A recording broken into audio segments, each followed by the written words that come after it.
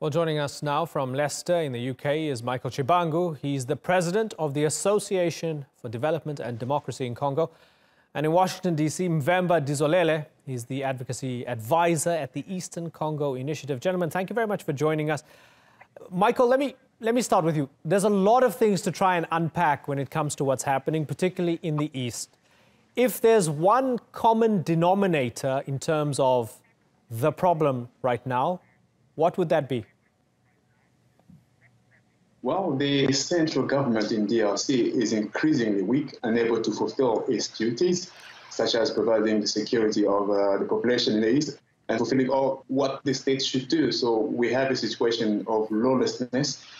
And on top of that, you have over 100 militias that are roaming in the east of Congo as a result of the failing of the state. And to make things worse, we have the political crisis as well. Okay, so Mvemba, would you agree with that because of the weak central government, you've got all these bitty conflicts that are adding up, they're creating a refugee crisis, and it's hard to even keep up with the fighting because you follow one and something else flares up elsewhere. One of it dies down and something else gets worse. Absolutely, I agree, but I want to clarify a couple of things. Those are not ethnic conflicts. These are mismanagement of the country, which has been compounded by the crisis of leadership on the part of Kabila, his illegitimacy, his illegality, and his presidency is now unconstitutional. So we have a president who has no basis to rule the country, and that has compounded the problem. Right. So Mvemba, when people report that we have Hema herders and Lendu farmers attacking each other, it seems to be ethnic conflict.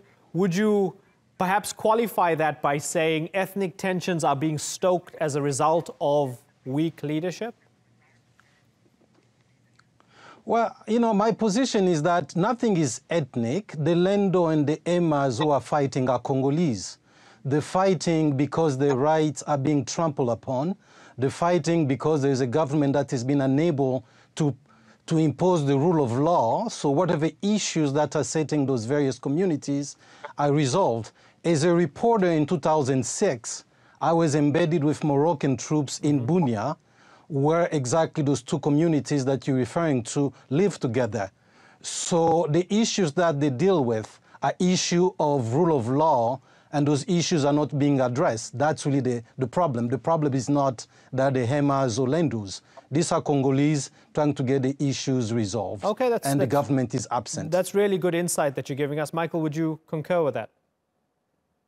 Yes, I absolutely agree, which is why I say that the central government is weak. So over the past 17 years, we had a very weak leader, Joseph Kabila, who came into power, but unfortunately has failed to provide security for the people, has failed to build up an army that can actually take care of the situation. Not very long ago, we had a crisis in this central DRC, in provinces of Kasai, where thousands of people again were killed and others had to flee. And all this point to a weak leadership in Kinshasa, where the President Kabila, as it has been mentioned, no longer has legitimacy, is out of his mandate. His mandate ended in 2006, but he's still in power. This is causing a lot of tension, and this tension is again driving the country down. The crisis in DRC is actually getting worse as Kabila trying to cling and hang on to power. Right, and I must note that we did try very hard to get somebody who is either a representative of the government of DRC or a supporter of President Kabila. We couldn't get them on the program. Mvemba, let me ask you about the incident regarding the Rwandan troops as well. So we have the Congolese army initially thinking that it was fighting ex-M23 militia members. And then they realized, oh no, we're actually engaging with the Rwandan army itself. And both sides sort of backed down. Did you, like everybody else, think, what the hell is going on? Is this going to flare up into full-blown war? Not at all. This is something that has happened often. You know, of course, that Rwanda has been involved in Congo since 1994. And the government of Rwanda has not been transparent in its engagement in DRC. But also, as we study this program, the problem is also the government of DRC itself is not transparent and its engagement in that region. So it's very difficult to sort out what exactly happened and who is driving those friction that you just mentioned, Imran. Right. Michael, for those who have fears that this might get much worse and become very similar to the worst of the worst, as we saw in the mid-1990s, do they have cause for concern? I wouldn't say that they have cause for concern. As we know, these are things that actually happen quite a lot, quite frequently in DRC, because also there are border demarcation issues around the border between DRC and Rwanda. There's also mismanagement. Sometimes you would have a Congolese troop going in Rwanda and Rwanda troop crossing the border. So there's a lot of things that, as I said, point out to a government that is very weak, unable to do what it should do, and they have chaos actually in the east of DRC. So not only in the east, you mentioned the conflict in Utiri, but there's an ongoing war as well against other militia group, which is causing thousands of people to leave. So that area of that part of the country is mismanaged. And as a result, there's all sorts of things going on. But I wouldn't say that we will see a full blown-out war between Rwanda and Uganda, unless the government want to use that as an opportunity to delay the elections further. Yeah, and you both seem to be in agreement that Kinshasa doesn't really have any control, any effective control on the east of the country. The east of the country does seem to be tremendously ungovernable, unmanageable. As you mentioned, loads of militias there. Remember, you mentioned that you were among Moroccan peacekeepers in the past while you were reporting. There are other UN peacekeepers at the moment in the eastern DRC. Why aren't they able to do anything? And this is exactly part of the problem, Imran. You know, the UN has its largest peacekeeping mission in the world in DRC, and most of them are stationed in eastern Congo. The UN has become part of the problem because the UN is being inadequately funded, but also the UN lacks the political will to carry out the Chapter 7 mandate that it has, which is the mandate to protect civilians. This problem is been worsened by the weakness of the Kinshasa government, because in reality, the Kinshasa government should have worked closely with the UN, giving them directions in where the help is much needed.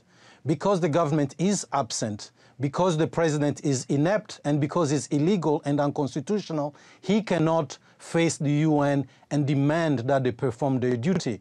But then the international community is kind of left as a default solution, which again, there is a lack of political will, and the population suffers. Michael, is the UN toothless in the east of the country? Unfortunately, the UN is toothless. They've been there for the past 19 years or so, but they've not really done anything. As I mentioned, there's over 100 militia groups that are actually roaming freely, causing chaos, killing people, looting the country. And even when the mandate of the UN was changed, because a special brigade was created with an offensive mandate to actually go out and disarm militia. But we've not seen anything.